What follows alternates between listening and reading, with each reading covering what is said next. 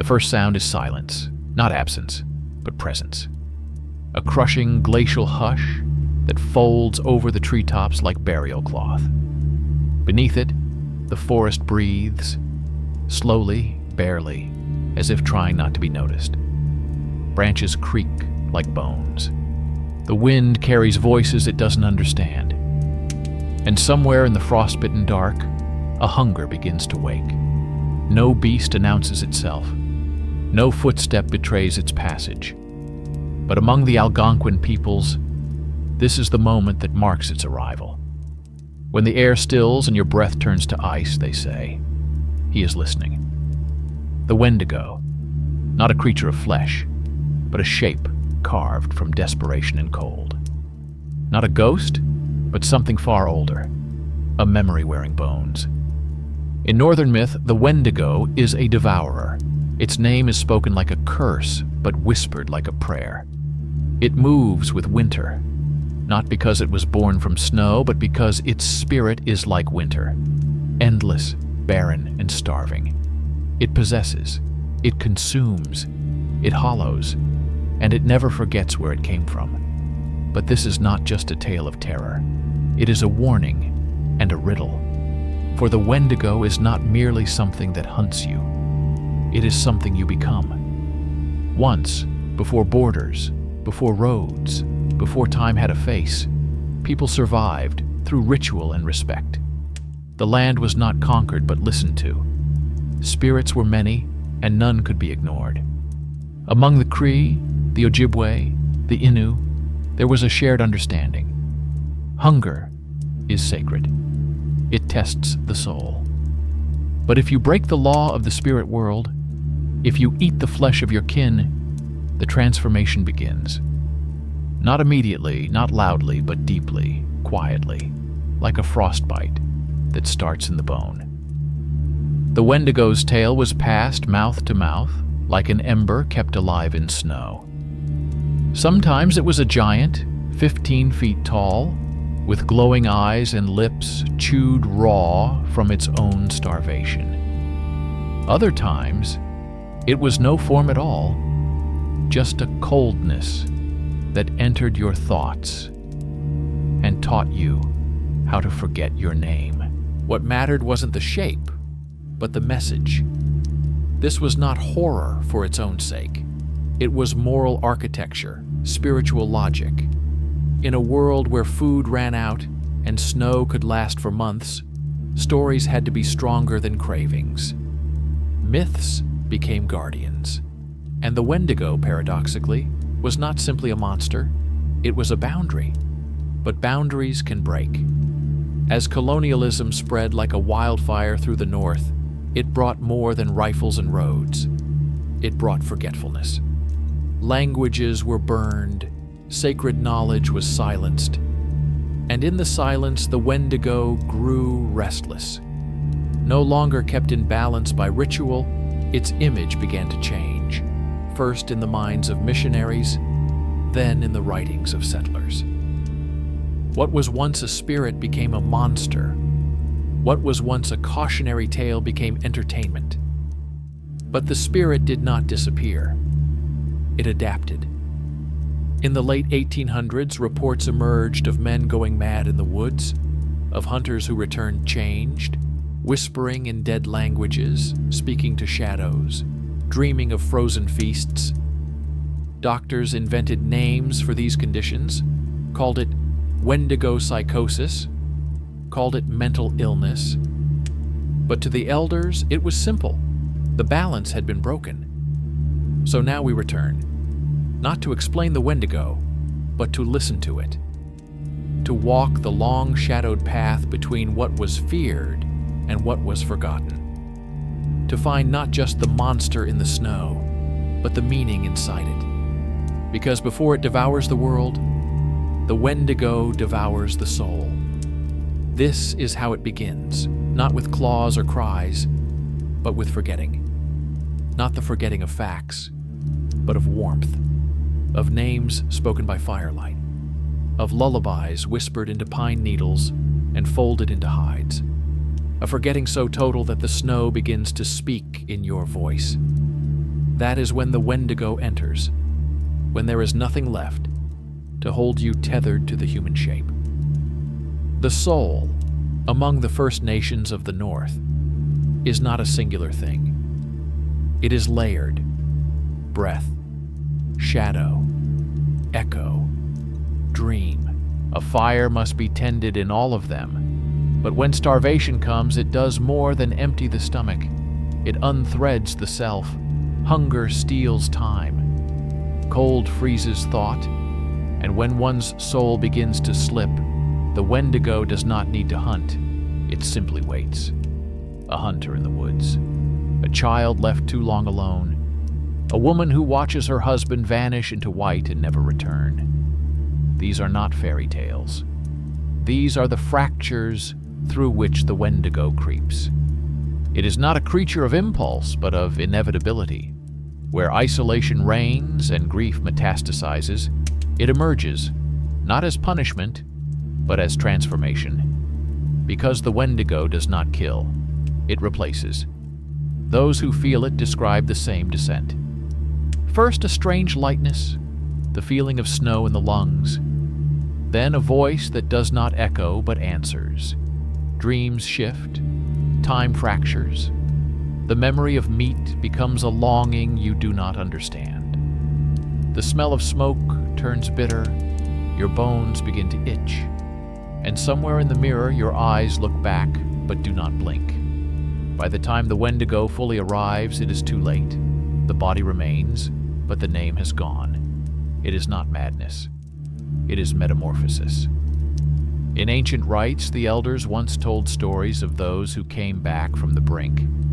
A man who chewed bark for 21 days until the craving passed. A girl who sang to herself every night to drown out the whispers. Survival was never just physical, it was spiritual discipline. Because the Wendigo is not merely about cannibalism, that is the surface. The true horror lies in consumption without meaning, hunger as identity, desire untethered from compassion. That is what colonial records missed when they cataloged the myth. They saw only the grotesque, tall beasts with antlers and claws howling into the dark.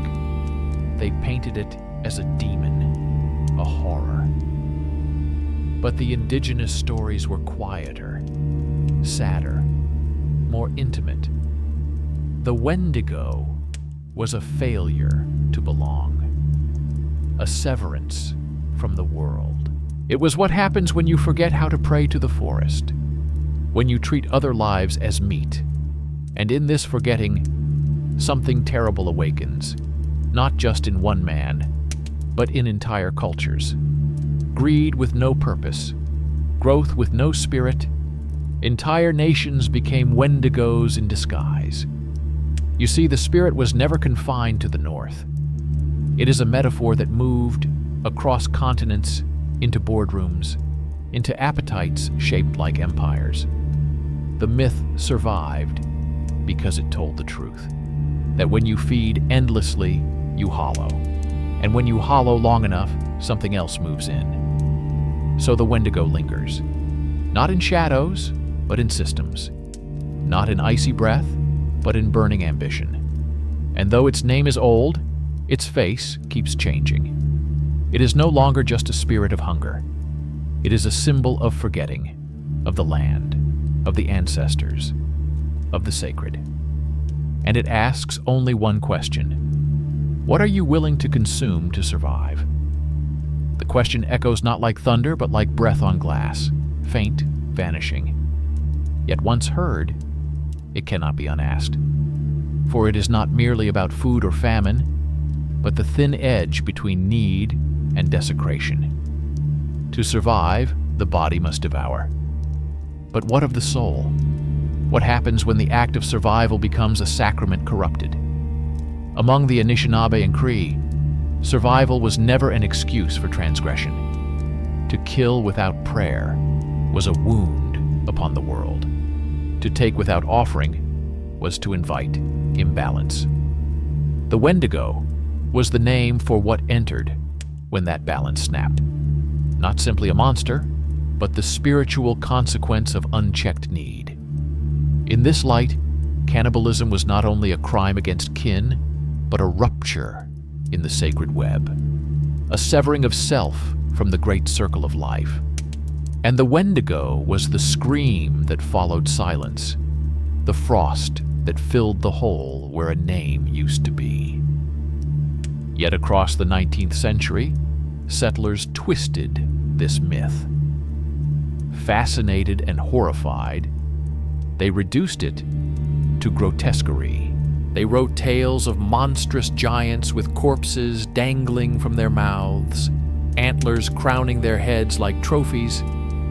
But these were projections, colonial masks placed upon an indigenous truth. Because the Wendigo was never a beast that hunted villages. It was the void within a man. It was the shadow cast when reverence is forgotten. One of the most chilling accounts from that era comes not from myth, but from the journals of those who lived in fur trade outposts. Isolated in the boreal dark, they spoke of companions who grew quiet, then strange, who stood too long at the edge of the tree line, who woke at night, whispering in tongues no longer spoken, who began to fear fire, and then who disappeared, either into the woods or into something worse. It is easy to call this madness, easier still to diagnose, but the elders saw it differently. To them, the soul is not a fortress, but a doorway, and the cold does not knock, it seeps in. In certain rites, there were ways to reclaim the lost. Ceremonies involving cedar smoke, sacred songs, and fasting. The idea was not to fight the Wendigo with violence, but to remind the soul of its shape, to recall it from the edge. But these practices were not recognized by those who documented the myth. And so, a creature that was once a moral compass became a monster of pulp fiction. This distortion matters, because it mirrors a deeper transformation, the shift from sacred narrative to spectacle, from spirit to symbol, from wisdom to weapon. And yet, even in the distortions, some truth remains. The Wendigo still speaks, through dream, through archetype, through the quiet terror of forgetting who we are when we are most afraid. It is not just the fear of hunger, but of becoming the hunger. So, when the snow falls too early, when the deer do not return, when the fire flickers and the night presses in, people still whisper the name, not to summon, not to curse, but to remember the cost. Because survival is not just the act of breathing. It is the decision to remain human when the world demands otherwise. And in that decision lies the battleground of the Wendigo. It is not fought with blades or bullets, this battleground. There are no banners, no drums, only the soft crackle of a dying fire and the slow breath of someone choosing, again and again, not to become the thing that waits just beyond the edge of the self. To resist the Wendigo is not to win, but to remember. To carry the ember of memory through the snow. That ember lives in the stories. Even after missions were built on sacred ground, after ceremonies were outlawed, after children were taken from their languages, still, the stories whispered. They bent, they hid, but they did not vanish. The Wendigo, too, adapted, not just in form, but in meaning. This is where the first great twist of the myth begins to reveal itself. The Wendigo was never meant to be only a cautionary tale. It was also a mirror, a way to see ourselves when survival asks us to become something else. For what is more terrifying, being hunted by a monster or slowly becoming one? The story of Swift Runner haunted the late 1800s like a fever. A Cree man, respected, trusted, who returned from a brutal winter journey changed. He was not the first to succumb, but he was the first to be watched, dissected not by shamans but by government. his actions appalling, the loss unspeakable. But what truly shocked the authorities was not what he did, but what he believed, that he had become a Wendigo. They dismissed it as madness, as delusion. But the elders knew better. To them, his soul had been consumed long before he took his first forbidden bite. The Wendigo is a spirit of famine, yes, but more than that, it is a spirit of disconnection. From community, from ritual, from the forest that once knew your name. The colonial eye could not see that. It sought pathology, not poetry. So it recorded the bones, but not the prayers.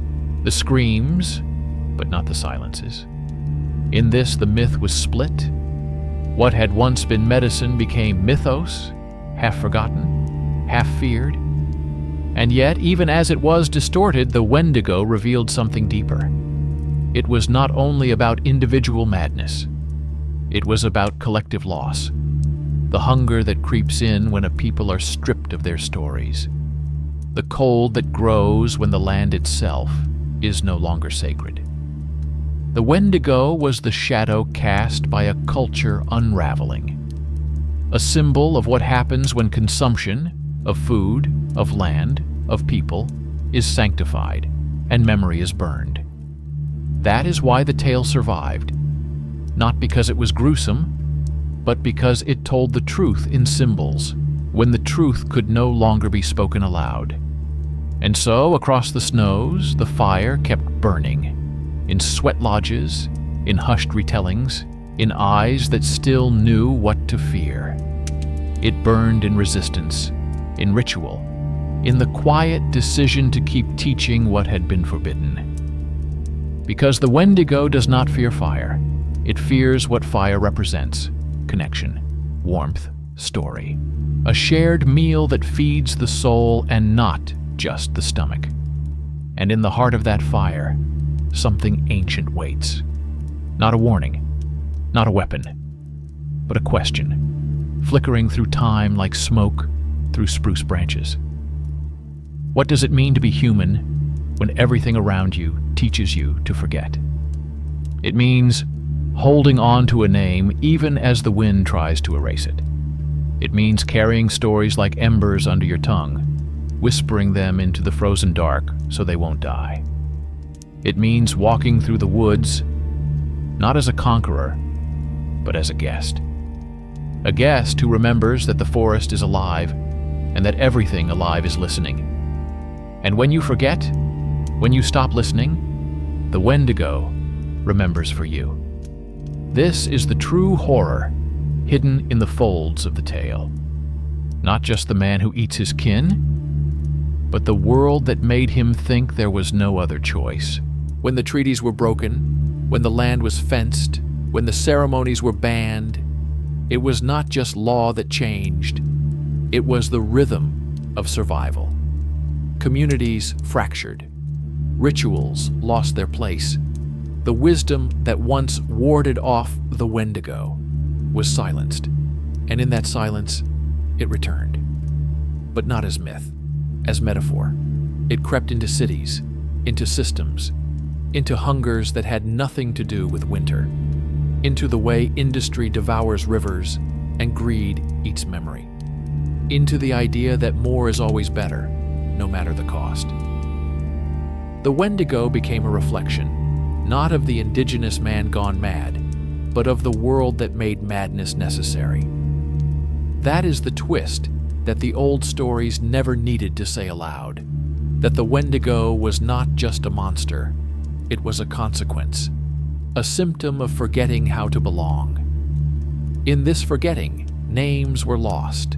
Names like Wendigo, Wintico, Weetigo, each a variation, each holding a piece of the spirit's shape. The colonizers condensed them all into one word: Wendigo, a convenient mask for a complex force. But the original names were different. They weren't just labels, they were invocations. To speak them was to know the shape of what you were resisting. To call it by name was to remember it could be faced. And yet the new name stuck. It entered books. It echoed through pulp horror and radio shows.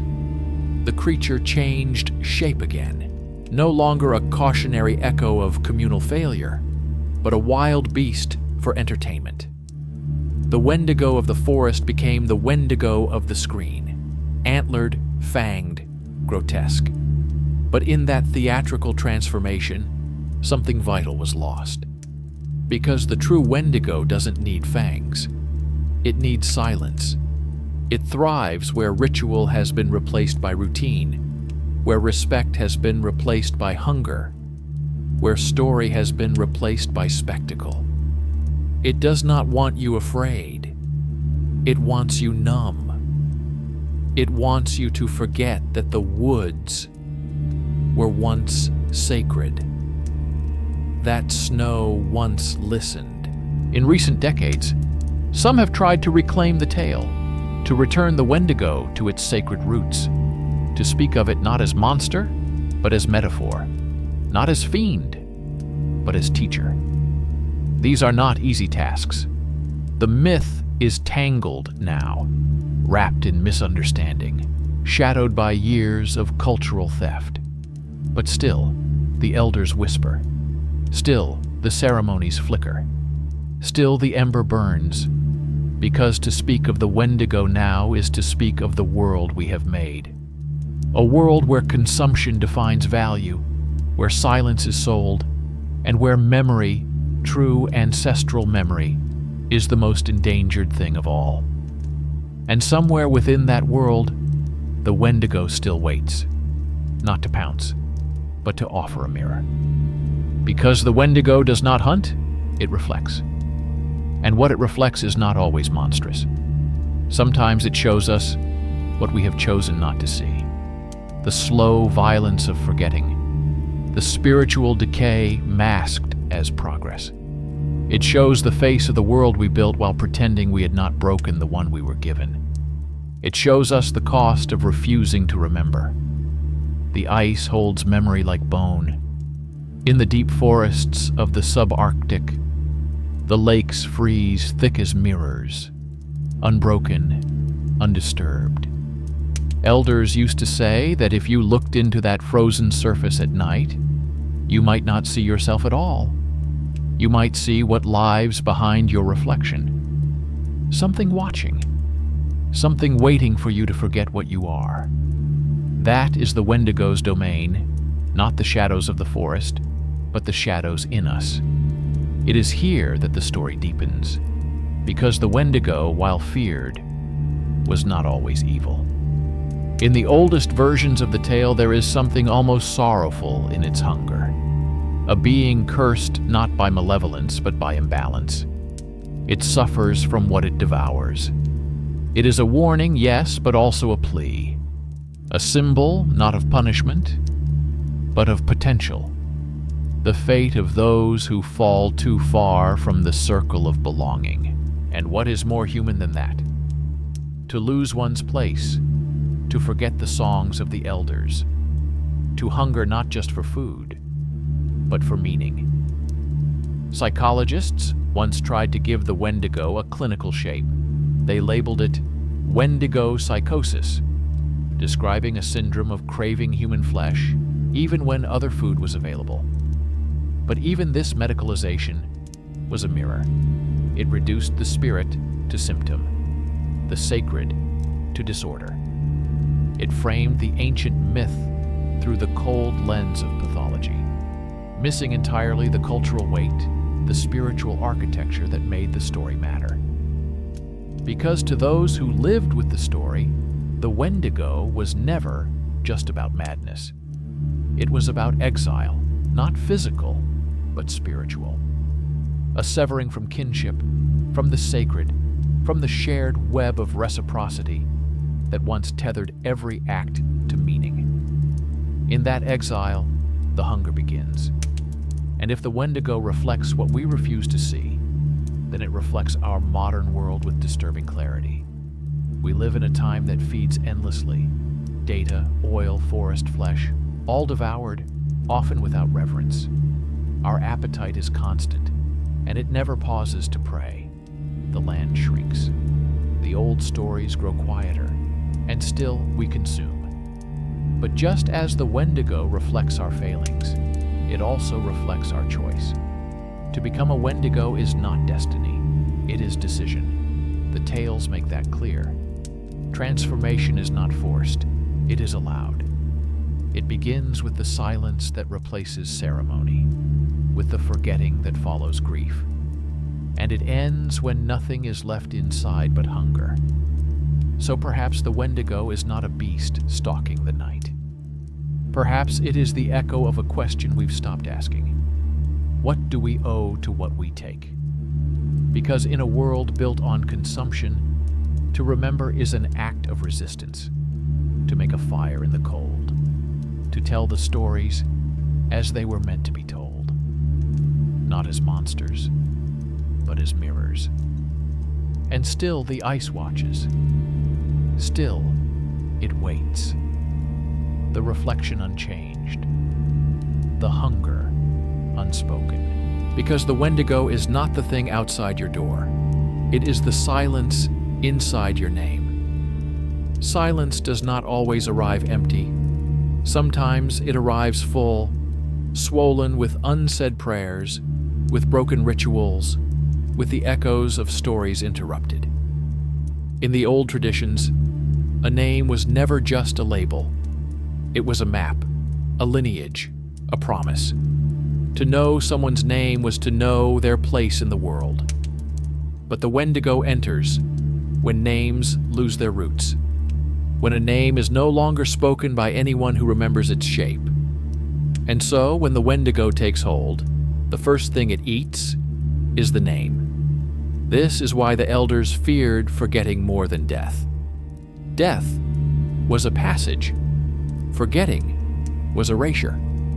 And when entire families were forced into schools that forbade their language, when children were punished for praying in the old ways, the Wendigo did not need to wait in the forest. It walked the hallways. It entered through shame. It devoured identity dressed in uniforms and discipline. Not all transformations begin with hunger. Some begin with silence. The colonial erasure of indigenous spirituality did not just destroy ceremonies. It broke the protective circle of meaning. Without the stories to frame suffering, suffering becomes madness. Without ritual to hold grief, grief becomes hunger. And without language to speak truth, truth becomes shadow. The Wendigo thrives in that shadow. But there are those who refuse to let the name vanish. In backwoods lodges and snow-covered lean-tos, stories were passed down, sometimes in fragments, sometimes in fire. A grandfather would pause before the word, look into the dark, then whisper it anyway. A grandmother would teach the prayer through rhythm, not words, so the body would remember even if the tongue could not. In this way, the soul was kept alive by rhythm, by smoke, by the trembling courage to name what had been forbidden. And still, the Wendigo watched, not with anger, but with appetite. Because what it wants is not revenge. It wants vacancy. It wants a vessel emptied of memory.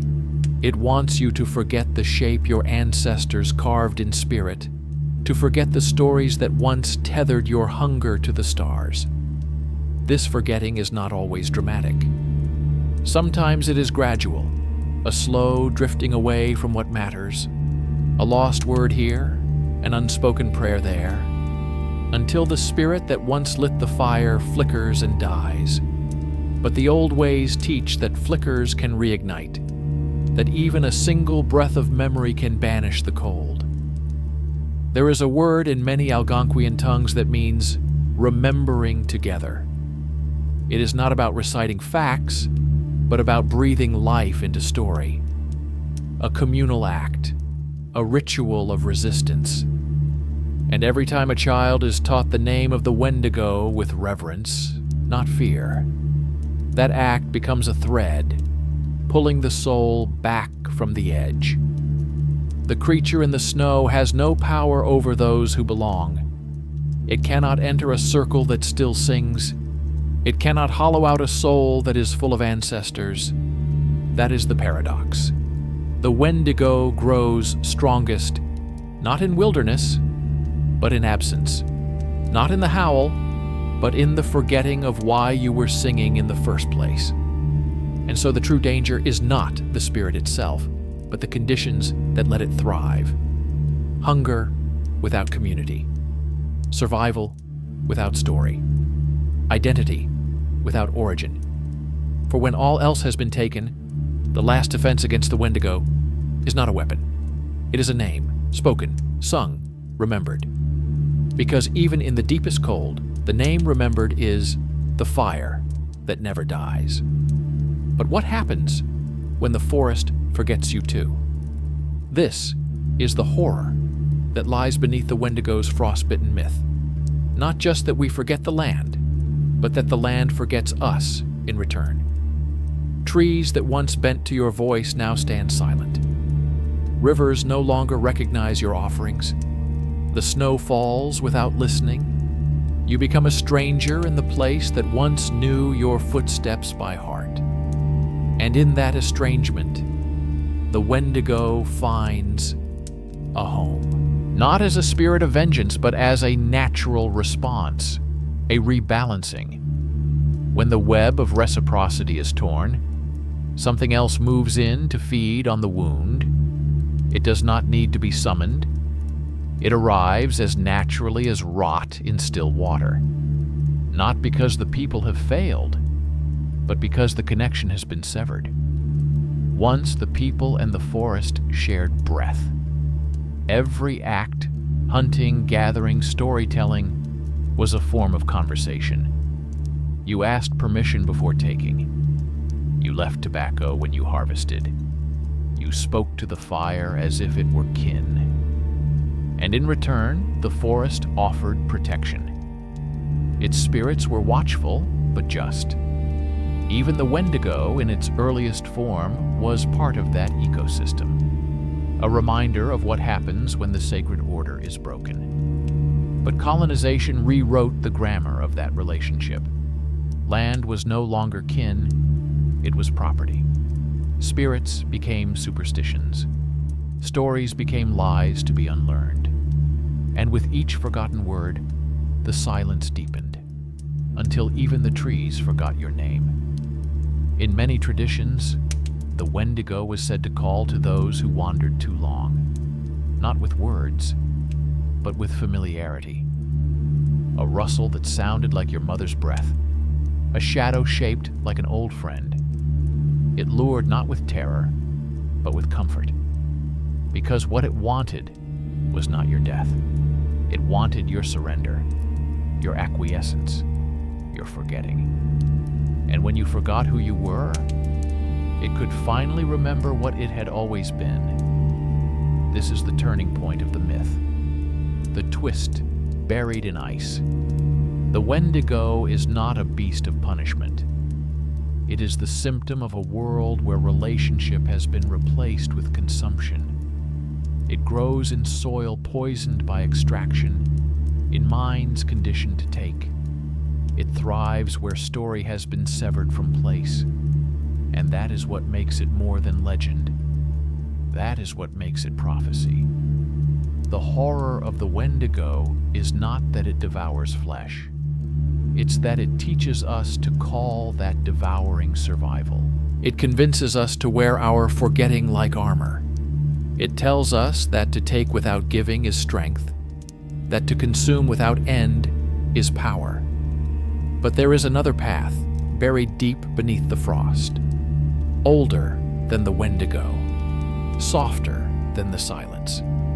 It begins with listening, not just to the elders, but to the land itself, to the wind curling through pine, to the way crows warn before snow, to the rhythm of your own breath when you finally stop running. The path back is not easy. It requires humility, ceremony, the willingness to be small again. But for those who take it, the forest remembers. A name can be sung back into being. A fire can be coaxed from coals. The Wendigo can be faced, not with weapons, but with remembrance. And in that moment when name and place reunite, the monster has no more room to dwell. Because the Wendigo is not banished by force. It is banished by belonging. And yet, even those who belong can feel the breath of it. Because the Wendigo has two faces. The first is feral, wild, twisted with hunger.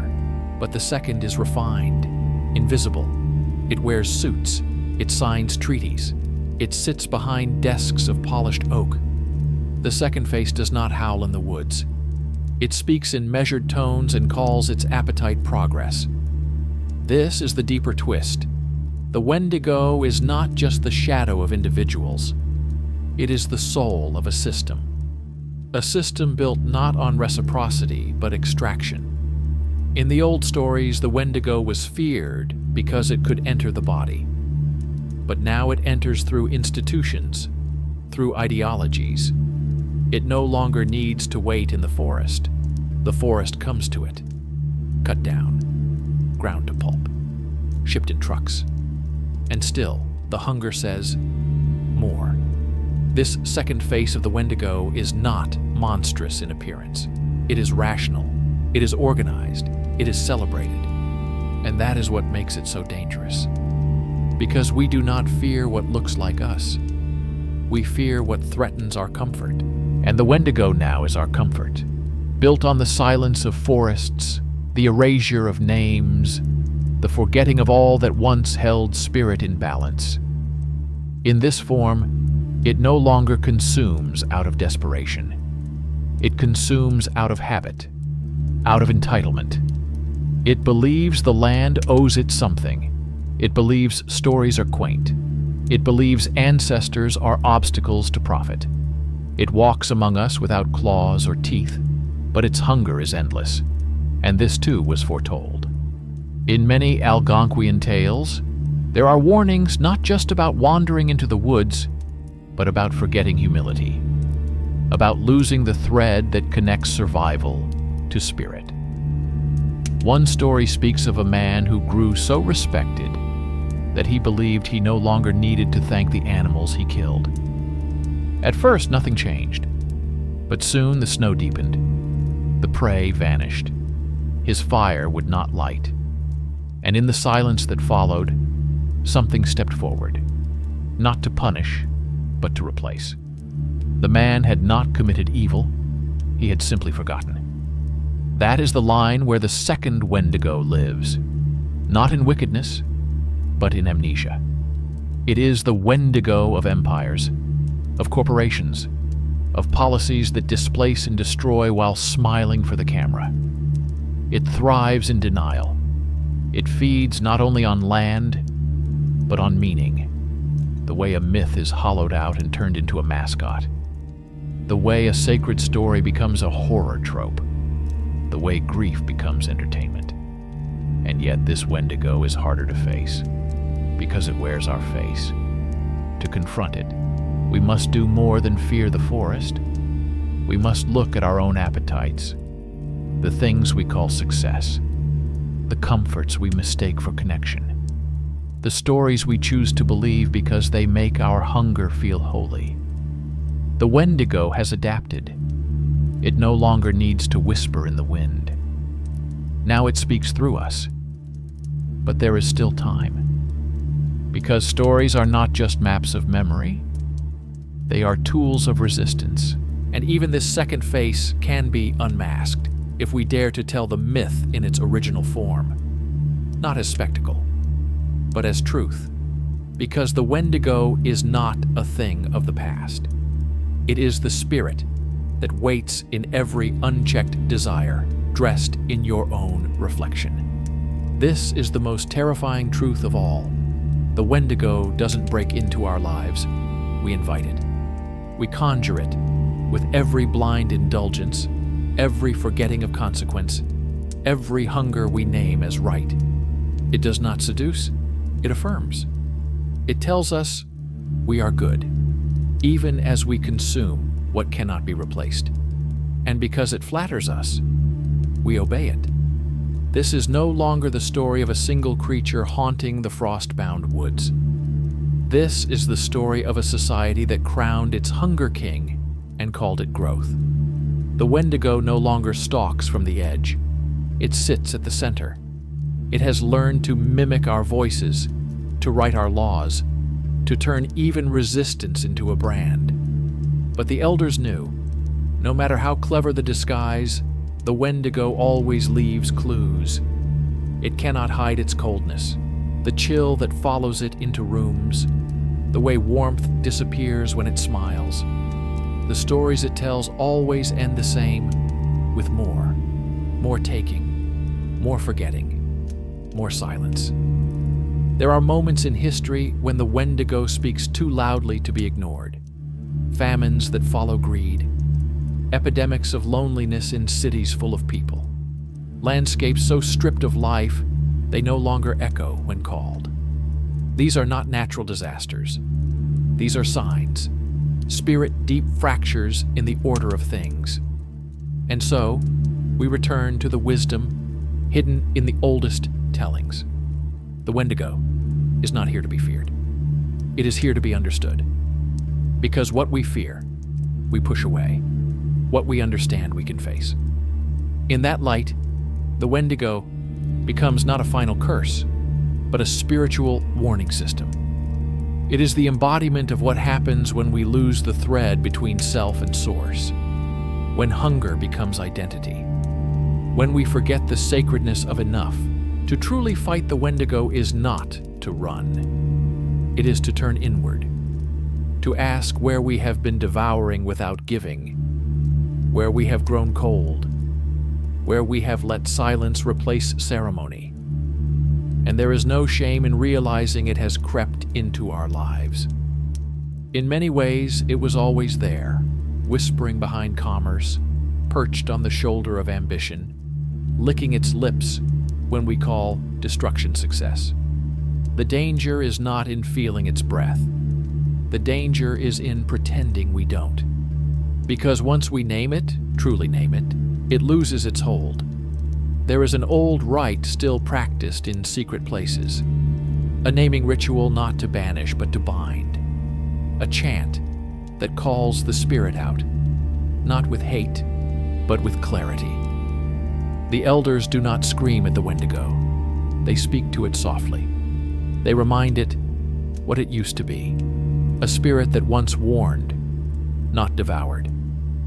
And sometimes, if the story is strong enough, if the memory is held with enough love, the Wendigo weeps, not for pity, but for what it once was. And in that tear, just one, the ice begins to crack. The reflection flickers. The hunger pauses. The myth shifts. Because in that moment we see not a monster but a mirror shattered. And the pieces on the floor show us something new. That the Wendigo is not the end of the story, but the turning point of becoming something else. There are few moments more sacred than when a monster weeps, not for the pain it caused, but for the memory it buried. The tear is not an apology. It is a crack in the mask. A moment when the cold is pierced by something older than fear, recognition.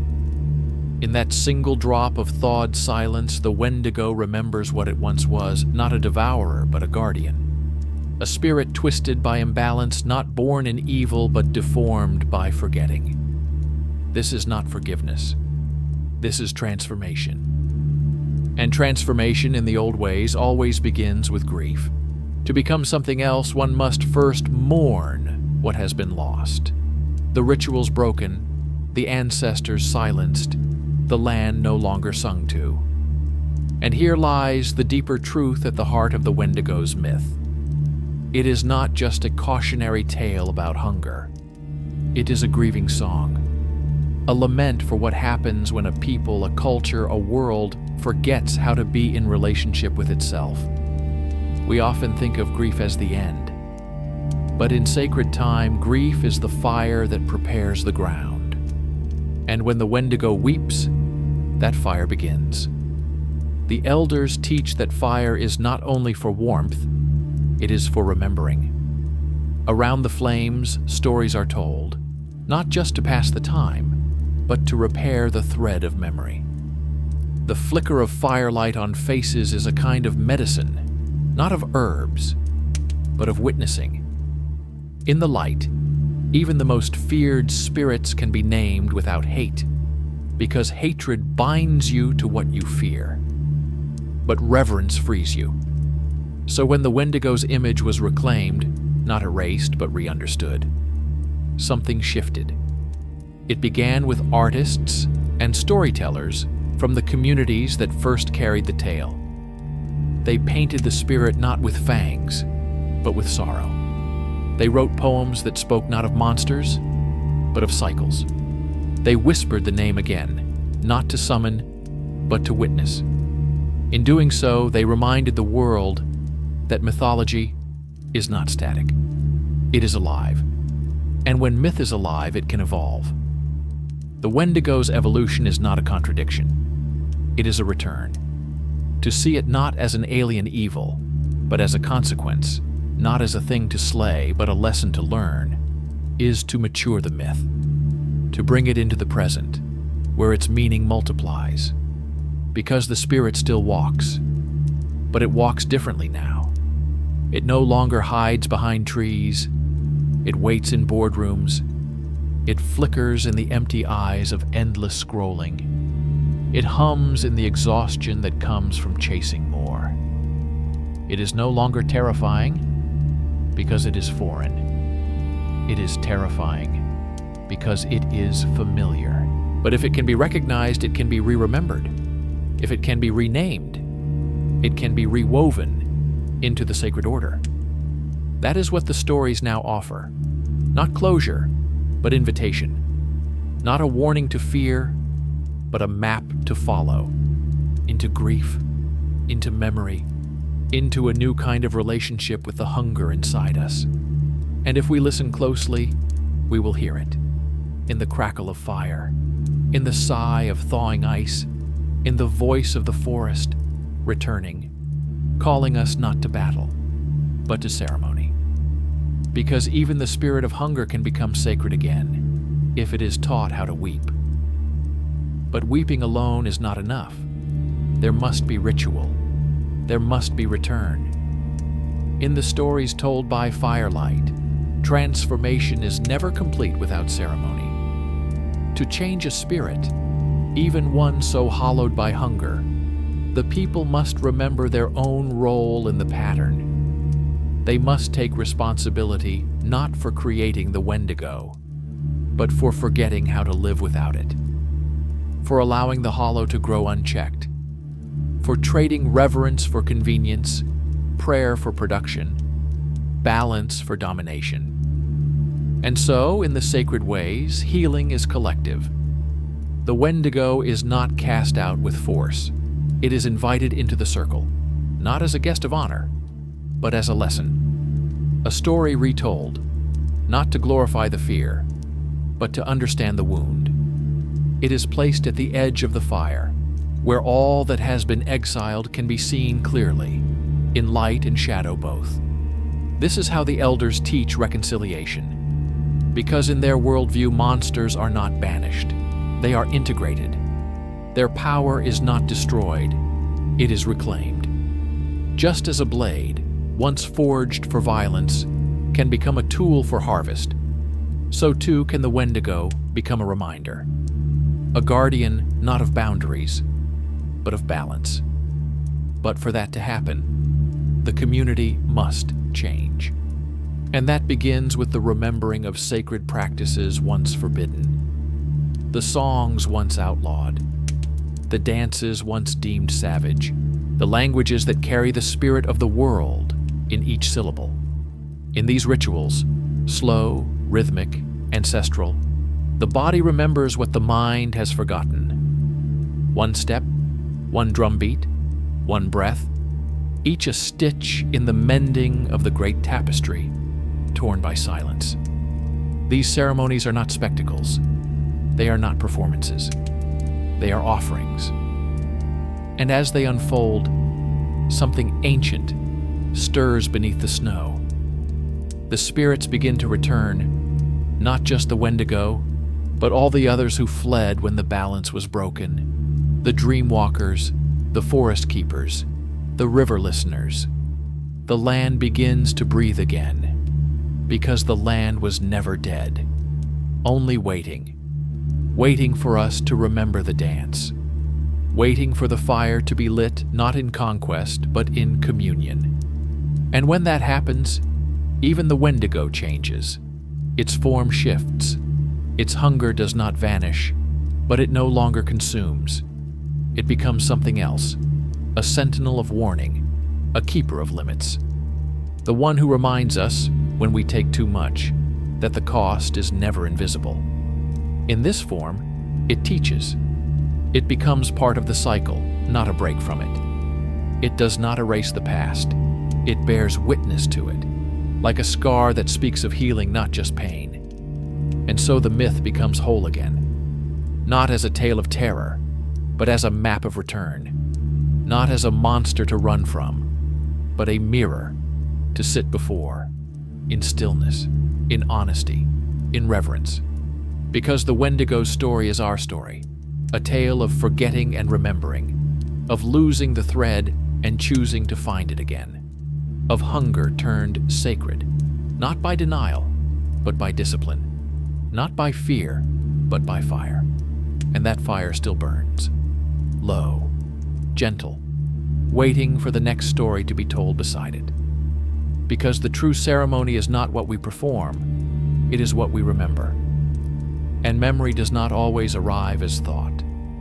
Sometimes it comes through wind, through the creak of old cedar, through the sudden weight of silence in a place that once hummed with presence. The sacred does not shout. It waits. It watches. And then it moves, like smoke, like breath, reminding those who have forgotten what it feels like to belong. There is a moment in every real ceremony when words fall away, when the story is no longer told by voice but by rhythm, drumbeat, pulse, the shared inhale of a people who are remembering together. And in that moment, something ancient stands up inside the bones. It doesn't announce itself. It doesn't demand belief. It simply is, undeniable and soft. This is the moment when the Wendigo too becomes silent, not with menace, but with reverence. Because in the presence of true remembering, the spirit of hunger knows it has no power. Not because it has been destroyed, but because it has been seen, fully, clearly, without fear. And what has been seen cannot haunt. It can only witness. In the teachings of many northern nations, there is a practice of feeding the spirits, not to appease, but to acknowledge, to make a place at the table for what has been exiled. The Wendigo, too, is given a place, not to honor its hunger, but to remember the balance it once enforced. To say, we see what we have done. We see what we can be again. This is not mythology. This is moral architecture, a blueprint for wholeness in a world shattered by extraction. Because when stories are carried as truth, not fact, but truth, they do not fade. They guide. They transform. They live inside us, shifting shape as we shift, but always pointing toward the sacred center. And the Wendigo, once feared as the thing that devours, becomes the guardian of that center. Not a beast, a boundary. The one who whispers, this far and no further. And in that whisper is mercy, not punishment. A chance to pause before the fire dies. A chance to choose relationship over domination. Ceremony over consumption. To remember that every act, even survival, carries a cost. When that truth is felt, not just known, something happens in the body. The spine straightens, the breath deepens, the earth feels closer. And in that groundedness, the Wendigo retreats, not in defeat, but in fulfillment. Because its purpose has been met, not to destroy, but to reveal. And so the people begin to walk differently, not as conquerors, as participants, as part of a web where even the shadows have their place, as reminders, as teachers, as necessary contrast to the light. They do not erase the Wendigo. They sing it back into wholeness. They tell their children the full story, not just of hunger but of healing. And the children do not fear. They listen. They dream. They become the new storytellers. Because the story does not end when the monster leaves. It ends when the people remember why they stopped listening in the first place. And in that remembering, a new fire begins to burn. Because the story of the Wendigo was never about the end of the world, it was about how to begin again. But beginnings are rarely what they seem. To begin again does not mean to erase the past. It means to carry it differently, like ashes held in a woven pouch, close to the heart, not to mourn endlessly, but to remember the cost of forgetting. And here lies the paradox, the final twist of the Wendigo myth. The very thing we feared most is also the guardian of wisdom we could not reach without it. The spirit of hunger, it turns out, is not the enemy of the sacred. It is its shadow. And all sacred things cast shadows. In the old teachings, every force of life had its balance. Fire had water, sky had earth, joy had sorrow. And hunger, primal, raw, insistent, had the Wendigo. Not to punish hunger, but to sanctify it. To place limits not out of cruelty, but out of deep reverence. Because unchecked hunger is not strength, it is collapse. But when honored, when tempered, when woven into ceremony, hunger becomes devotion. It is the yearning that calls a song into being. It is the emptiness that makes space for ancestors to speak. It is the ache that precedes creation. And so the Wendigo, in its oldest, most hidden form, is not a monster at all. It is a threshold, a spirit stationed at the border between desire and destruction. It asks, not with words, but with presence. Will you cross blindly, or will you kneel and listen? Most do not listen, because the silence it demands is terrifying. To face the Wendigo's truth is to face your own hungers, the ones you inherited, the ones passed down like heirlooms, the ones wrapped in pride, ambition, survival, the ones you never questioned, because the world told you they were normal. But they are not normal. They are sacred, or they are deadly. And the difference lies in how you carry them. This is what the elders meant when they spoke of the Wendigo not as a beast to slay, but as a spirit to recognize. A mirror offered at the edge of the woods, not to show you your sins, but to show you your choices. To look into that mirror and see not horror but potential. That is the final turn of the myth. It is not a story of purity. It is a story of honesty, of complexity, of the human soul caught between hunger and holiness. And in that space, narrow, trembling, sacred, the Wendigo waits, not to devour you, but to see if you will devour yourself, if you will consume without question, or if you will pause, offer, thank, remember. That is the true danger, not the clawed beast in the forest, but the moment you forget to ask why you are hungry. That forgetting is what gives the Wendigo its form. That remembering is what dissolves it. And so we stand now, not at the end of a legend, but at the edge of a teaching, a truth both old and urgent, that within every hunger lives a decision, to feed the Wendigo or to feed the world. That is the choice at the heart of the myth, the question it leaves burning in the silence after the last word is spoken. It does not scream its answer. It lets the fire speak. It lets the listener choose. Because the Wendigo, in the end, was never a prophecy. It was a map.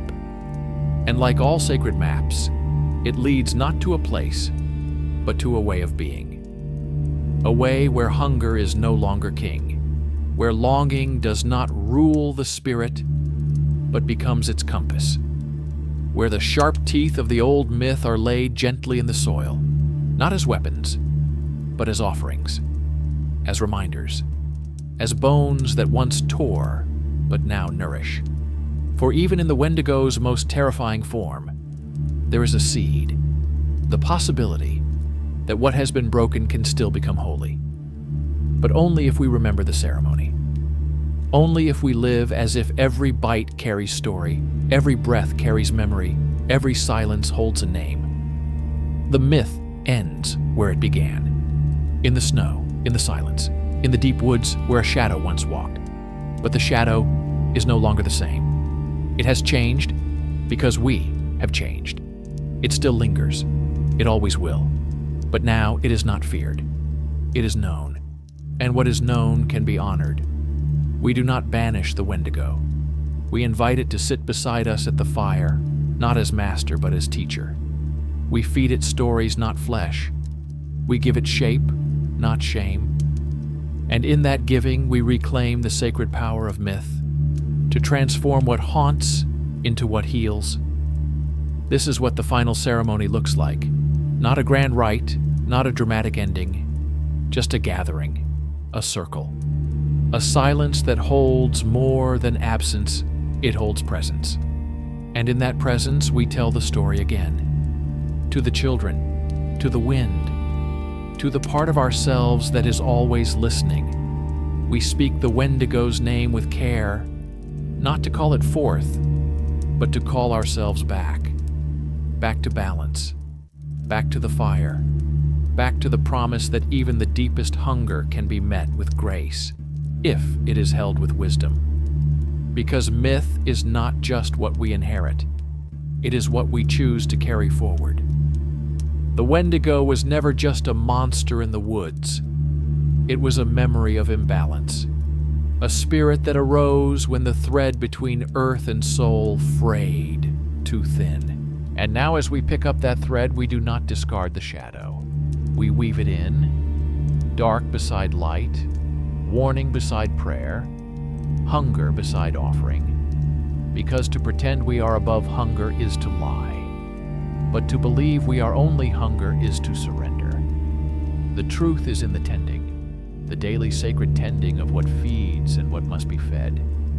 And so the Wendigo walks no more behind us. It walks beside us, silent, changed, and in that silence, something else awakens. Not a spirit of hunger, but a spirit of wholeness. A way of being that remembers enough. A way of being that sees shadow, not as threat, but as invitation. And in that, the story closes. Not with fear, but with firelight. Because even the darkest myth can become a path, if we are willing to walk it with open eyes. Thank you for walking this path with me, through hunger, through shadow, through the myth of the Wendigo. If this story stirred something ancient in you, I invite you to stay close to the fire, subscribe to Forgotten Lore, and help keep these stories alive. Until next time, may your hunger be sacred and your memory long.